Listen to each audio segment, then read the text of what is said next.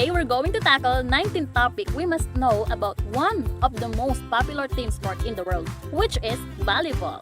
But before anything else, my name is Jessica A. Esperanza from Bised English 2B, and I will be the one who will be discussing with you. So, without further ado, let's start with the history of the team sport, volleyball.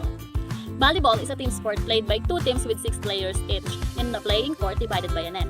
The objective of the game is to send the ball over the net in order to ground it on the opponent court and to prevent the same effort by the opponent. Did you know that this team sport, volleyball, originally called as mintonet? The team sport was invented or introduced by William G. Morgan in the year of 1895 in Holcombe, Massachusetts, USA. He decided to blend basketball, baseball, tennis, and handball to create the game for his classes of businessmen for less physical contact than basketball. Also, Morgan borrowed the net from tennis and raised it in 6 feet and 6 inches above the floor, just the average of man's head. During the game, Alfred T. Hansted remarked that the players seemed to be volleying the ball back and forth over the net, and from then on, the game is called volleyball. In July 7, 1896, at Springfield College, the first game of volleyball was played. In 1900, a special ball was designed for volleyball and point system was adapted. In 1908, volleyball was brought to Japan. In 1910, Mr. Elwood S. Brown introduced volleyball to the Philippines. In 1913, first Pan-Asia Games held with 16-man volleyball system participation of Asia and the Philippines. In 1916, an offensive style of passing the ball is a high trajectory to be tracked by the player, or what we call the set and spike, was introduced to the Philippines. The Philippines developed the bomba or kill, and the hitter is called as the bomberino. In the same year, NCAA was invented by the YMCA to aid the editing of the rules and promoting the sport. Volleyball was then added to school and college PE and intramurals. In 1920, 3 hits per side and back row attack rules was instituted. 1922, first YMCA National Championship were held at Brooklyn, New York. Also, volleyball was proposed as an Olympic sport. In 1930, first 2-man beach game was played. In 1947, Federation International de Volleyball or FIVB was founded in Paris late 1940s. 4-arm pass was introduced. In 1940s to 1944, Second World War interrupts the development of volleyball. Recreational volleyball brought to many countries by Allied forces. In 1957, after the successful exhibition tournament of Sofia, Bulgaria, volleyball was acknowledged as an Olympic sport. In 1958, Japan introduced the 6-man system. In 1964, the first Olympic volleyball tournament was held in Tokyo. Then let's move to the facilities and equipment in volleyball. First is the playing area. The playing area includes the playing court at the pre-zone. It shall be rectangular and symmetrical. Second is the dimension. The playing court is a rectangular measuring 8 by 19 meters, surrounded by a pre-zone which is a mixed minimum of 3 meters wide in all sides. The free playing space is the space above the playing area, which is free from any obstructions. The free playing space should be measured a minimum of 7 meters in height from the playing surface. Third is the playing surface. The surface must be flat, horizontal, and uniform. It must not present any danger or injury to the players. It is a burden to play on a rough or slippery surfaces. Fourth, the lines of the court. All lines are 5 cm wide. They must be a light color, which is different from the color of the floor and from any other lines. Fifth is the boundary lines. 2 sidelines and 2 end lines mark on the playing court. Both sidelines and end lines are drawn inside the dimension of the playing court. And we have the team composition. A team may consist of up to 12 players. In this, we have to remember that only the players recorded on the score sheet may enter the court and play in the match. Once the coach and the team captain have signed the score sheet, the recorded players cannot be changed. Under this, we have also the equipment. The players' equipment consists of a jersey, shorts, socks, or the uniform, and the sport shoes. The color and the design for the jersey, shorts, and sock must be uniform for a team, except the libero. The uniform must clean. Player jersey must be numbered from 1 to 18. But remember, for FIVB, world and official competitions, players' jersey must be numbered from 1 to 20. Then let's move to the playing format. To score a point, the team scores a point by first, by successfully grounding the ball on the opponent's court. Second, when the opponent team commits a fault. And third, when the opponent's team receives a penalty. For faults, a team commits a fault by making a player action contrary to the rules or by violating them in some other way. The referee judges the faults and determines the consequences according to the rules.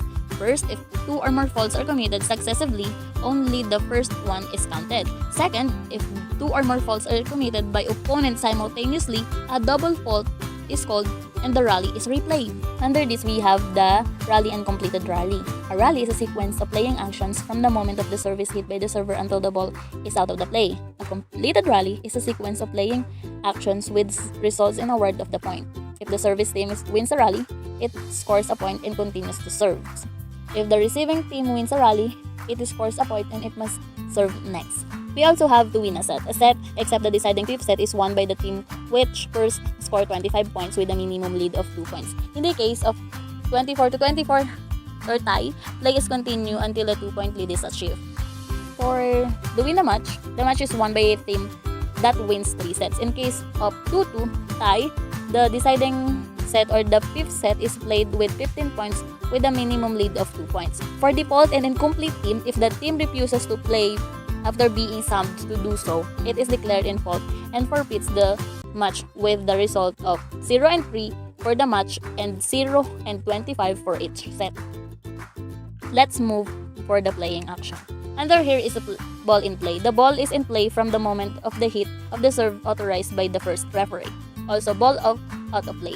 The ball is out of play at the moment the fault which is whistled by one of the referees. In the absence of fault, at the moment of the whistle.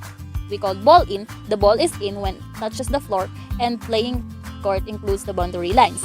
And we call ball out when the part of the ball which contacts the floor is completely outside the boundaries. Let's move with what we call faults in the playing the ball. We have 4 hits. A team hits the ball 4 times before returning it. Also, assisted hit. A player takes support from a teammate or any structure or object in order to hit the ball within the playing area. We have also the catch. The ball is caught and or thrown. It doesn't rebound from the hit. Also the double contact. A player hits the ball twice in succession of the ball contact various parts of his or her body in succession. Then let's move with the service. What we call service is an act of putting the ball into play by the back right player placed in the service zone. Under this, we have first service in a set. The first service of the first set as well as that of deciding set, the fifth set, is executed by the team determined by the toss. The other set will be started with the service of the team that did not serve first in the previous set. Under this, we have what we call service order. The players must follow the service order recorded in the lineup sheet. We have the authorization of the service. The first referee authorized the service. After having checked and that 2 teams are ready to play and that the server is in the possession of the ball. Also, the execution of the service. The ball shall be hit with the hand or any part of arm after being tossed or released from the hands. Only one toss or release of the ball is allowed. Dribbling or moving the ball in hands is permitted. Then let's move with the screening. The players of the serving team must not prevent their opponent through individual or collective screening from seeing the server or the flight path of the ball. And let's move to the faults made during the service. First is the serving faults. The following faults leads to the change of service even if the opponent is out of the position. The service is either violates the service order or does not execute the service properly. Also, we have the faults after the service hit. After the ball has been correctly hit, the service becomes a fault or unless a player is out of the position. If the ball either touch a player of the serving team or fails to cross the vertical line of the net completely through the crossing space, or the ball goes out or passes over the attack hit. We have characteristic of the attack hit. All action which directed the ball towards the opponent with the exception of service and block are considered as attack hit. During an attack hit, hitting is permitted only if the ball is cleanly hit or not caught or thrown. An attack hit is completely at the moment the ball completely crosses the vertical plane of the net or is touched by an opponent. Also, we have restrictions of the attack hit. The front row player may complete an attack hit at any height provided that the contact with the ball has been made within the player's own playing space. A back row player may also complete an attack hit from the front zone if the moment of the attack part of the ball is lower than the top of the net. Then let's move with the faults of attack hit. Under this, we have 6. First, a player hits the ball within the playing space of the opposing team. Second, a player hits the ball out. Third, a back row player completes an attack hit from the front zone if at the moment of the hit ball is entirely higher than the top of the net. Fourth, a player completes an attack hit on the opponent's service when the ball is in the front zone and entirely higher than the top of the net. Fifth, a libero completes an attack hit if the moment of the hit of the ball entirely higher than the top of the net. And sixth, the player completes an attack hit from higher than the top of the net when the ball is coming out from an overhand finger pass of the libero in his or her front zone. After that, we have interruptions, interval, and delays. 15 regular games, interruptions. Okay, regular game interruptions are timeouts and substitution. An interruption is the time between one completed the rally and the first referee's whistles of the next service.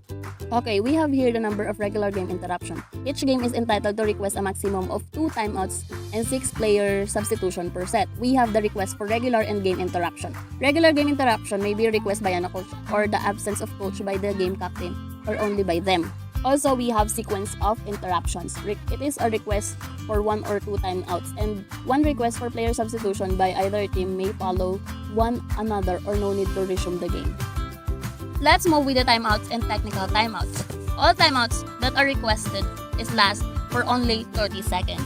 In the deciding or the 5th set, there are no technical timeouts. Only 2 timeouts of 30 seconds duration may be requested by each team. During all timeouts, the player must go to the free zone near their bench. Okay, then let's move to the substitutions of the player. A substitution is an act by which a player other than the libero or his or her replacement player, after being recorded by the scorer, enter the games to occupy the position of another player who must leave the court at that moment. Substitution requires the referee's authorization. And let's move with the limitation of substitution. 6 substitution is the maximum permitted per team per set. 1 or more player may be substituted at the same time. We must remember that a substitute player may enter the game in place of the player of the starting lineup but only once per set, and he or she can only be substituted by the same starting player. Let's move with the improper request. It is improper to request any game interruption when during a rally or at the moment of or after the whistle to serve. Also when by a non-authorized team member. Also after player substitution before the game has been resumed from the previous substitution by the same team. Also after having exhausted the authorized number of timeouts and player substitution. And let's move to the libero player. Or what we call designation of the libero. Each team has the right to designate from the list of players on the score sheet up to 2 specialized defensive players or the liberos. All liberos must be recorded on the score sheet before the match in the special lines reserved for this. Only one libero may be in court at any time. The libero cannot be either team captain or game captain at the same time as performing as the libero. We have also the equipment. The libero player must wear a uniform whose jersey at least most contrast in color with the other members of the team. The libero uniform may have a different design, but it must a number like the rest of the team members. For PIVV, world and official competitions, the redesigned libero must, if possible, wear the same style and color of jersey as the original libero, but keep his or her own number. And this is what we call completed block and volleyball. And last but not the least is that, as you can see here, I have presented the diagram of the playing area for volleyball game. Again, this presentation is presented by Jessica A. Esperanza from BSEV English 2B and presented to Mr. J. Alcamonias, Master of Arts and Education, PE4 instructor. That's all for me.